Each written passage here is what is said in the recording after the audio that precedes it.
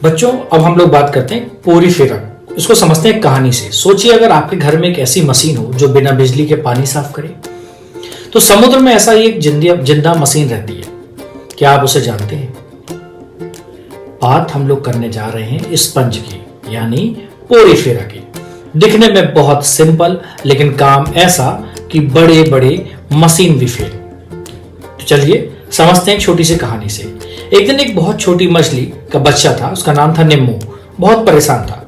समुद्र का पानी गंदा हो गया था। तभी उसे दिखा एक अजीब सा जीव जिसके शरीर में थे हजारों छेद। निम्मू ने पूछा कि भाई तुम कौन हो?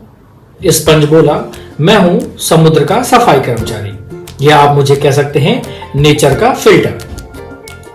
अब निम्मू ने देखा कि स्पंज के शरीर में छोटे छोटे छेद थे जिन्हें स्पंज ऑस्टिया कहता था, और इस ऑस्टिया से पानी अंदर जाता था और फिर अंदर आता था एक बड़ा कमरा जिसे कहते थे स्पंजोसील, और आखिर में पानी बाहर निकलता था ऑस्कुलम से। लेकिन असली काम कौन करता था? असली काम करते थे कोइनोसाइट सेल्स। ये छोटे छोटे सेल पानी को खींचते हैं और उसमें से फूड को कैप्चर कर लेते हैं, खाने को पकड़ लेते हैं। मतलब स्पंज बिना हिला डुले खाना खाता है।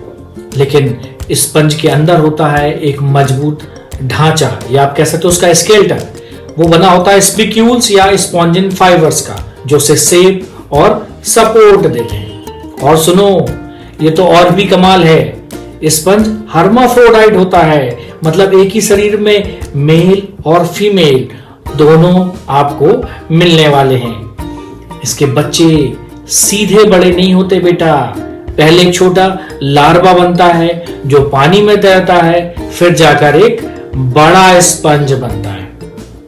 तो बेटा, इन सबको सुनने के बाद निम्मो बोला, यार तुम तो बिना कुछ बोले पूरा समुद्र साफ कर देते हो। स्पंज मुस्कुराया, बोला छोटा हूं लेकिन काम बड़ा करता हूं। बच्चों, आपको एग्जाम्पल याद रखने हैं साइकॉन, ठीक है, और स्पॉन्जिला आपको याद रखना है, फ्रेश वाटर स्पंज होता है, और आपको यू स्पंज या इसको बाथ स्पंज कहती है। 3 एग्जाम्पल आपके एनसीईआरटी में दिए गए। इससे ज्यादा आपको कुछ भी याद नहीं रखना है। ओके, मिलते हैं बेटा इसी प्रकार की एक अगली कहानी में।